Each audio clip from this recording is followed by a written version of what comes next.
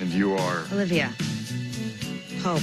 My name is Tina Leader, and subscribe if you haven't already. But here are the habits of successful people taken from Olivia Pope. Number 1 is hold yourself to a higher standard. And she does this with Fitz, who is the president. But she lets him know that she is not just a plaything to be played with. So here's the clip from that scene. I am not a toy you can play with when you're bored or lonely or horny. I am not the girl the guy gets at the end of the movie. I am not a fantasy. If you want me, earn me. Until then, we are done. A quick pro tip on holding yourself to a higher standard. Sometimes that also means that you have to have these uncomfortable conversations in order to hold your standard, which is exactly what Olivia did in that clip. If you ever heard of the term that you are the average of the 5 people you surround yourself with, then number 2 makes sense, is to hold your friends to a higher standard or have friends that have those high standards. And here you'll see Olivia Pope push her friend who just lost the love of his life and push him back into that power position that she knows he wants to be and where he deserves to be. So you lost someone you loved. You lost the one person who felt like family. Well, guess what? Grow the hell up, because that is how it is.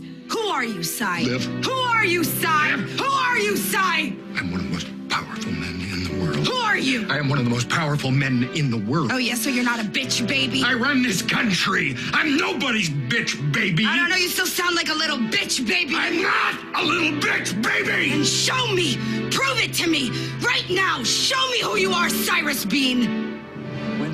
All right, that scene was a little bit intense, so here's a quick breather.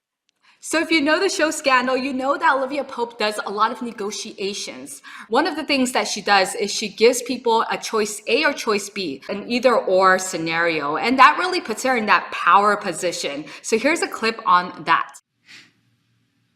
What do you want, Olivia? Actually, I'm here to find out what you want. All right, a quick pro tip on the either or scenario is that you really need to know the opponent's desires and wants before you can play that game. Essentially knowing whether it's going to be a lose-lose situation, a win-win situation, or in this case, a win-lose situation. He really only can choose one option that is favorable to him in her eyes, right? So really you need to know all the cards being played in order to have the power position and then therefore presenting the either or scenario. Do you want to screw Melly Grant or do you want to be vice president? Not even going to dignify that with a response. 2 choices. Screw Melly, be VP. One or the other, either or, because you can't have both. I'm not going to allow you to have both. He's not going to allow you to have both. So you can either cozy up to Melly or you can cozy up to Fitz. Choose Fitz and I'll protect you. I'll keep you on the ticket. I'll ensure your political future. Choose Melly. And I'm sorry, Andrew, but I will have to use my considerable talents to tear you down brick by brick, because the only way to do this, the only way to drop you from the ticket and be certain it doesn't blow back on the president is to make sure it's not just Fitz chasing you out of town, but all of America. And while you might like living out the rest of your days teaching political science at a small second-tier liberal arts college, I don't think Melly will be by your side for it. She's more of a run with the big dogs kind of woman. So you need to make a choice. Do you want to be vice president of the United States of America for the next 4 years, or do you want to screw Melly Grant for the next month? Because that's how long it'll take for her to lose interest in you once I get done destroying you.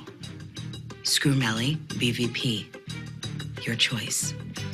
Now, we all have enemies and we all have friends, but in the art of war, you should have an alliance. So another one is to form an alliance, and you'll see Olivia Pope make that very clear who her alliance is. And she's forming that in the way that she is talking to the other person, Melanie. There is only us. You and me. That's all there is. We have it all.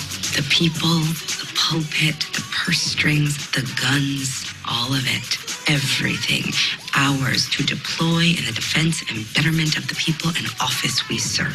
But the men outside, these oval walls, they want to take it all away from us because they are terrified, because they are outraged, because they have come to the realization that all those centuries of misogyny and privilege and status quo are finally over. That is why you never listen to a man over me. Your success as president is my only agenda.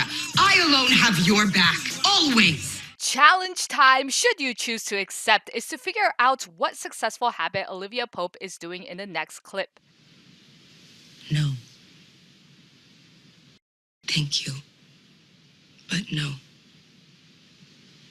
So if you guessed learning to say no is the habit, that is correct. A lot of successful people really know when to say no because they're very focused on that one specific thing that they know they want. All right, here's another guessing game. I'm going to show you a clip and see what habit it is that Olivia Pope has specifically right here in this clip. Oh, come on, it's not our stances on the issues. We are not getting our message out there. People don't know where I stand. Problem is... Your marriage. It looks like you don't screw your wife, which would be fine, except that family values matter to Republicans. It's why they vote for who they vote for. And since Sally's got Jesus firmly on her side, that just leaves family. Marriage. And yours, whatever the truth may be, from the outside it looks cold, distant, dead. Where is your wife, by the way? People want to like who they're voting for. Voters thought Al Gore was big stiff until he stuck his tongue down Tipper's throat. They put George W. in office because he and Laura seem like a fun couple to have a beer with. People have to want to invite you in for dinner. And right now, you and your wife are standing in their doorway 3 feet apart, not looking at each other, letting in the cold air. That's why you lost Iowa. It's why you'll lose New Hampshire.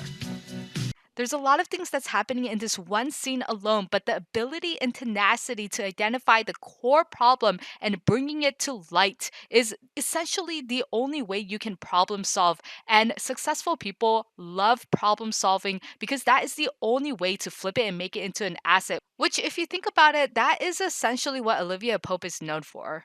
If you haven't already, subscribe below and comment on which one was your favorite. I will see you very soon.